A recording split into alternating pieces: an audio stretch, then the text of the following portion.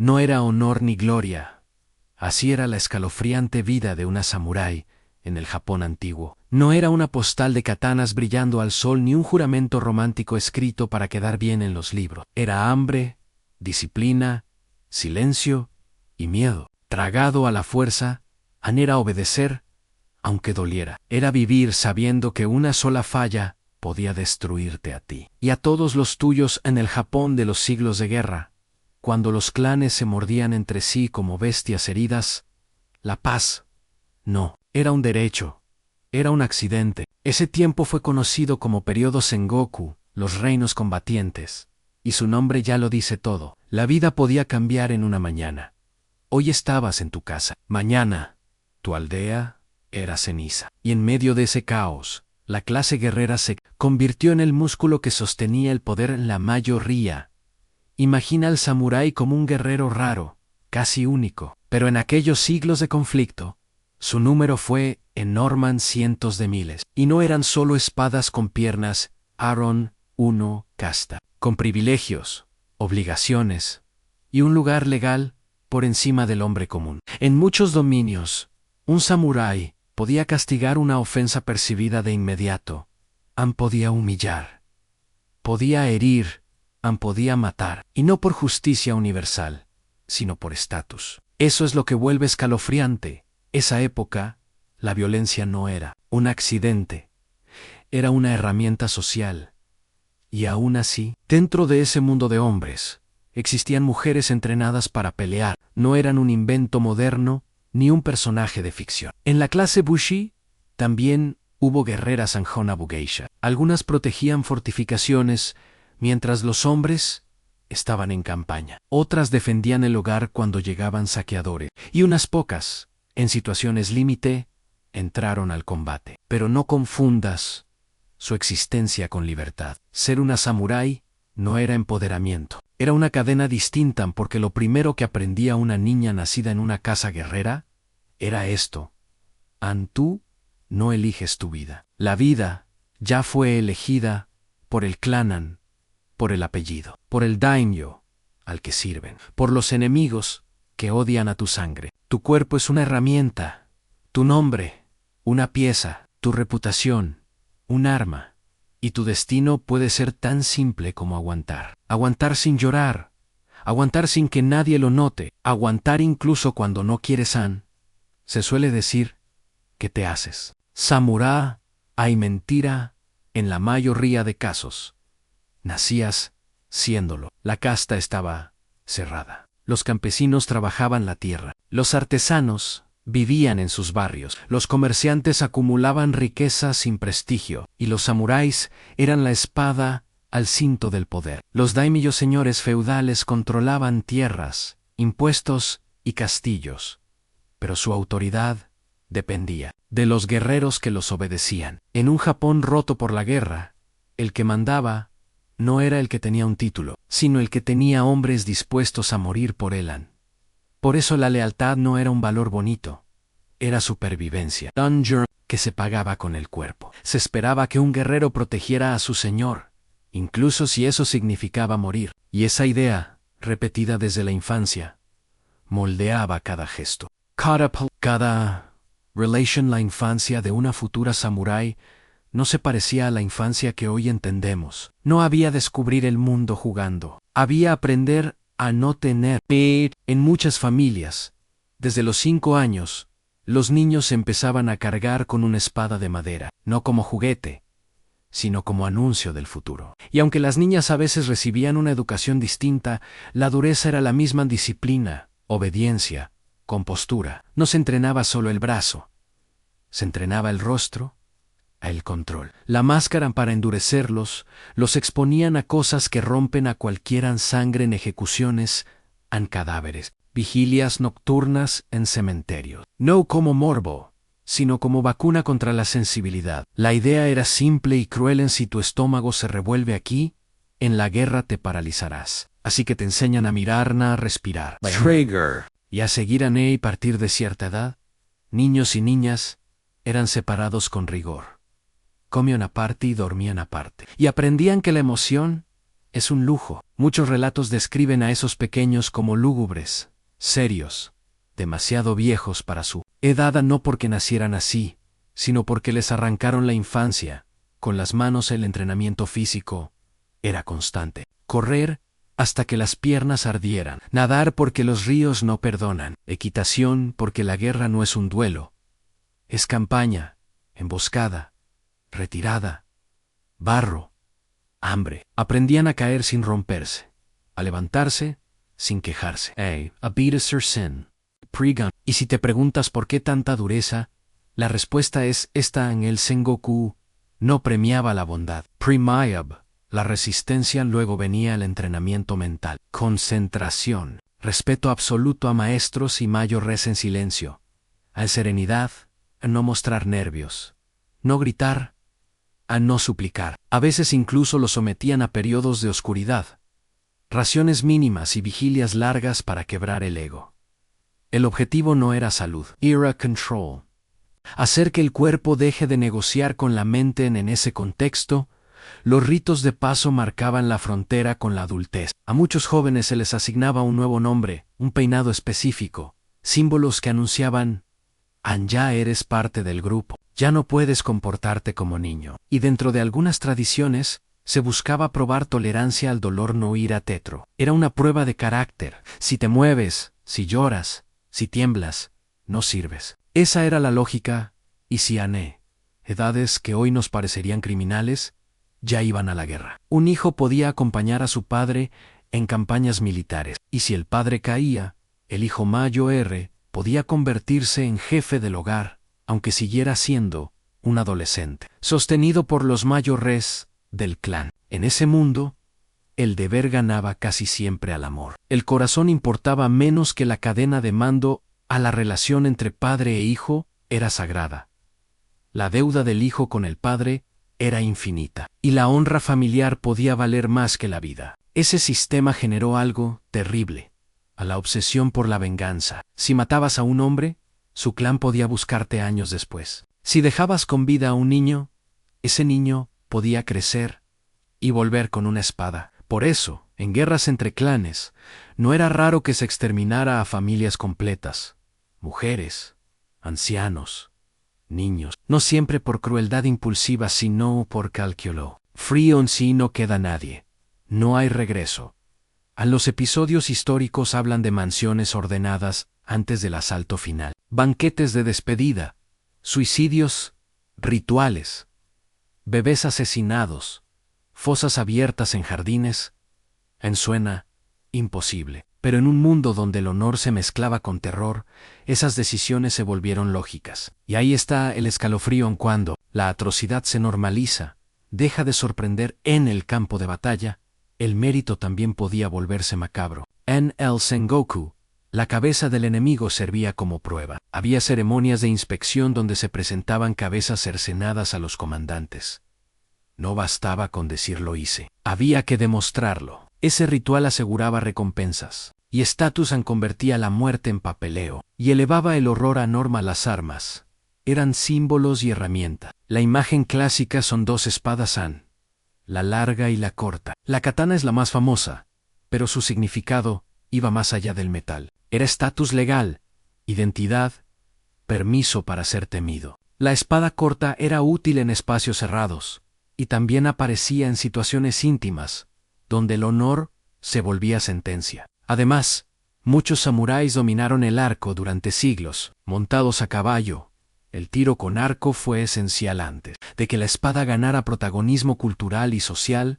A las mujeres guerreras, por su parte, a menudo eran asociadas con la naginata, un arma de hasta que les daba alcance, control y defensa frente a atacantes. En un asalto a una casa, en una entrada estrecha, en una escalera, esa hoja curva podía decidir si una familia sobrevivía o desaparecía. Y aunque muchas no pisaron un campo de batalla abierto, vivían con la presión de estar listas, siempre en la armadura. Tampoco era un disfraz. Evolucionó con el tiempo. Se construía con placas, cuero, laca, encajes de seda. Protegía sin impedir el movimiento. Y con la llegada de armas de fuego importadas, hubo que reforzarla. La güera cambia. y el cuerpo del guerrero se adapta o mueren, así de simple. Pero incluso los samuráis aprendieron que no eran invencibles. Antes, en el siglo XIII, los mongoles invadieron Japón y los humillaron. No respetaron códigos japoneses de combate. Atacaron con tácticas diferentes, con proyectiles, explosivos, flechas peligrosas. Los japoneses sobrevivieron en parte por tormentas que destrozaron flotas, tifones que luego llamaron kamikaze, viento de vino, y de paso, el choque les mostró tecnologías que no dominaban. El aislamiento tiene precio cuando el mundo llega con violencia en siglos después. La unificación de Japón se aceleró con figuras que entendieron el Sengoku como un tablero. Oda Nobunaga, Toyotomi Hideyoshi y Tokugawa Ieyasu. La guerra fue devorando señores hasta que quedaron pocos. Y entonces llegó una batalla decisiva en Sekigahara. Allí, alianzas, dudas y traiciones definieron el futuro. La victoria de Tokugawa abrió el shogunato que gobernaría durante más de 2 siglos. Con la paz larga del periodo Edo la vida cambió. Para muchos samuráis, ya no había campañas constantes. Algunos se convirtieron en administradores, burócratas, mediadores locales, gestores de finanzas. Entrenaban, sí, porque su identidad no desaparecía. Pero la guerra dejó de ser diaria. Y en ese silencio, muchos buscaron algo en filosofía, poesía, caligrafía, música, teatro. La espada seguía ahí, pero la sangre no siempre en la religión. Y la filosofía influían en su mentalidad en budismo, zen, confucianismo, sintoísmo. El zen ayudaba a calmar la mente. El confucianismo reforzaba lealtad y jerarquía. Ideas budistas sobre reencarnación y sufrimiento llevaron a algunos a rechazar violencia innecesaria. Incluso hubo guerreros que, cansados, se hicieron monjes. Pork. ****. Vivir con sangre en las manos también rompe por dentro, aunque nadie lo diga. La alimentación era austera. Arroz como veis, verduras encurtidas, soja, pescado. Japón tenía costa inmensa y poca tierra para ganadería, así que el mar era proteína. Comer era disciplina, no lujo, y esa disciplina también se exigía a las mujeres en su postura, en su voz, en su mirada. Una samurái debía ser fuerte, pero también correcta según el rol esperado. Los matrimonios, muchas veces, eran acuerdos. Se negociaban por estatus, alianzas, estabilidad en la dote. Contaba. La reputación de una familia se examinaba, y aunque existieron concubinas, el sistema vigilaba antecedentes. La ficción ama el secuestro romántico. La realidad lo veía como vergüenza o delito en muchos contextos. La vida privada estaba dominada por la política del clan. Los castillos no eran solo edificios bonitos, eran máquinas defensivas, han ubicado en alturas, con accesos complicados, pensados para resistir asedios. Con la paz, algunos se construyeron en zonas más bajas, porque ya importaba más representar poder que sobrevivir a una tormenta de flechas. La arquitectura también delata el tiempo cuando hay guerra. La piedra piensa como soldado. Cuando hay paz, la piedra piensa como símbolo. Y entonces, el mundo volvió a empujar a Japón. A mediados del siglo XIX, el país aislado era preindustrial. Frente a potencias occidentales, los barcos extranjeros llegaron como amenaza. La apertura fue forzada. La modernización se volvió inevitable, y con ella, el fin de la clase samurái. Se prohibieron privilegios, se restringió portar espadas, se derrumbó el viejo orden. Lo que durante siglos fue ley, de pronto fue pasado. Para muchos, esa caída fue peor que una derrota en batalla, porque una derrota se arregla con venganza. Pero, ¿cómo peleas contra la historia? ¿Cómo luchas contra un mundo que ya no necesita tu espada? Algunos se adaptaron, otros se rebelaron, y otros eligieron morir antes que vivir sin el único sentido que conocían. Por eso, cuando escuches samurái, no imagines solo honor. Imagina también miedo educado desde los 5 años. Imagina disciplina construida con sangre. Imagina un país donde el poder se sostenía sobre guerreros, y donde una mujer nacida en esa clase podía entrenar para matar. Pero aún así, no era dueña de su destino. No era honor ni gloria. Era una vida escalofriante, tallada en guerra, obediencia y silencio. Hay prácticas que resumen la época en una sola palabra: impunidad. El derecho de castigar una falta de respeto no era un rumor, era una prerrogativa que en muchos lugares se asumía como parte del orden social. Si un campesino respondía mal, si un artesano no inclinaba la cabeza a tiempo, si alguien rozaba la arrogancia frente a un guerrero, podía pagar de inmediato. Ese permiso legal, limitado por reglas y contexto, seguía siendo un arma psicológica. No necesitabas usar la katana para dominar, bastaba con que la gente creyera que podías. Y cuando la violencia se vuelve costumbre, aparecen sus sombras más oscuras. Se cuentan casos de guerreros que probaban una nueva hoja con víctimas indefensas, atacando a un transeúnte nocturno para sentir el filo, la distancia y la resistencia. No era una práctica universal, pero existió como perversión del estatus al convertir a la gente común en material de ensayo. En un sistema donde la espada era símbolo de clase, algunos la usaron como excusa para cruzar la línea. La muerte honorable, por su parte, tampoco era un concepto romántico. El sepio corto, el vientre, fue presentado como un acto de valor, pero en la práctica también funcionó como herramienta política, castigo y control. Evitaba interrogatorios, humillaciones y ejecuciones públicas. Permitía morir con dignidad dentro de un mundo que temía la vergüenza más que al dolor, y lo más escalofriante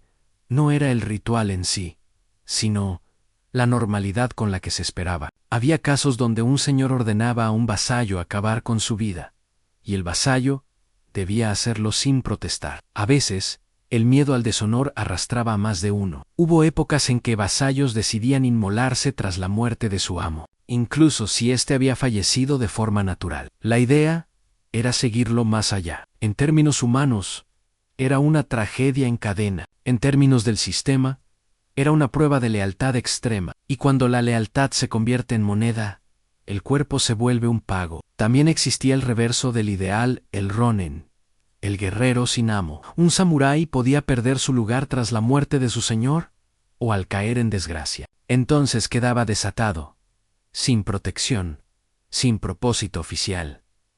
Algunos vagaban buscando empleo, otros se convertían en mercenarios, y otros, resentidos, alimentaban historias de venganza que terminaron convirtiéndose en leyenda. Lo que en la ficción suena heroico, en la realidad era incertidumbre, pobreza y sospecha. Incluso en tiempos de paz, la violencia no desaparecía, se transformaba. Un guerrero sin batalla podía obsesionarse con perfeccionar técnicas, con duelos, con reputación. Se crearon escuelas marciales donde se enseñaba arco, lanza, sable o combate sin arma. Para mucha gente sin derecho a portar espada, aprender a pelear era supervivencia. La cultura marcial se volvió red, tradición, linaje de maestros. El entrenamiento nunca terminaba, porque el miedo nunca terminaba.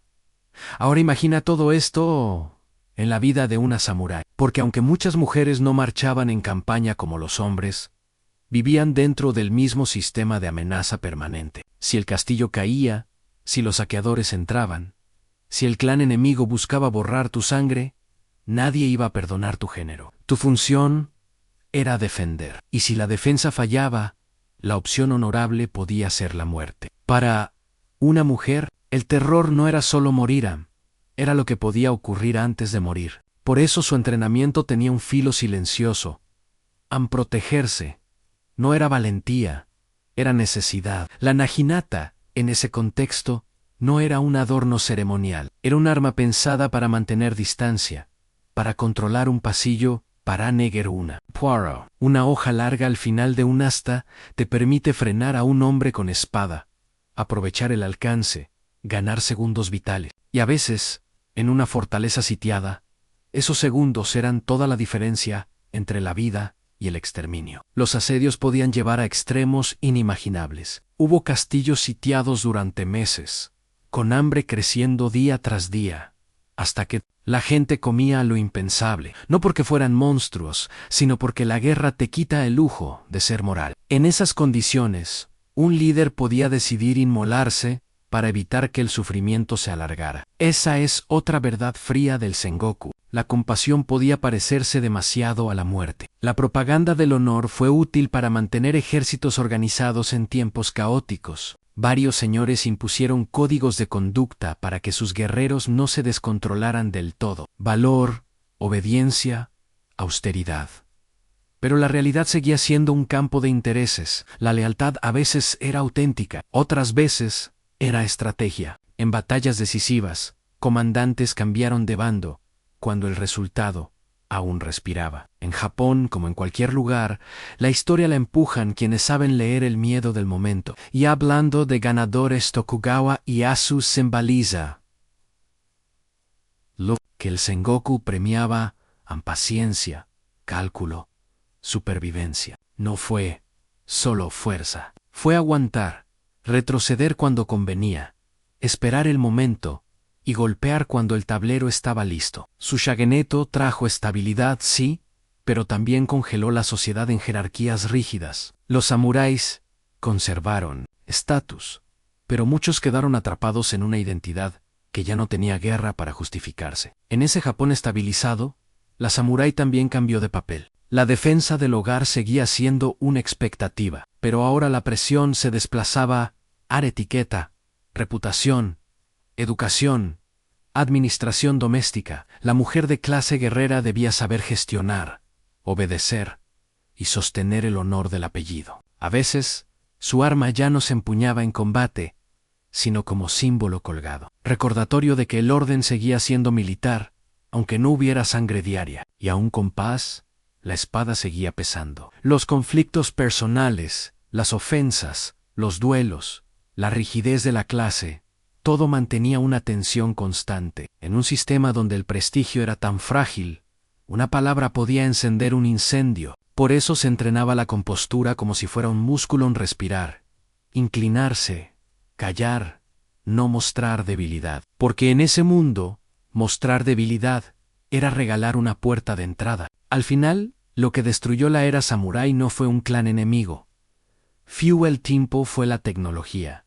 Fueron barcos y cañones. Fue el choque con un mundo industrial que no respetaba códigos antiguos. La katana podía ser arte, pero no podía detener un ejército moderno. La clase guerrera perdió su lugar, y con ello, el mito empezó a tapar a la realidad. Se escribió poesía donde antes hubo hambre. Se filmó belleza donde antes hubo miedo. Así que la próxima vez que alguien te venda la vida samurái como gloria, recuerda esto: para una samurái, la grandeza no era una corona, era una condena. Era despertarte cada día sabiendo que tu vida, tu cuerpo y tu nombre estaban al servicio de un sistema que no perdonaba. Y que, en el Japón antiguo, el precio de pertenecer a la élite podía ser vivir siempre al borde del abismo. Y si te estremeció, era el objetivo. Aún la historia no es para admirarla, sino para entender su precio. Esperamos que este viaje por el Japón feudal te haya sido útil.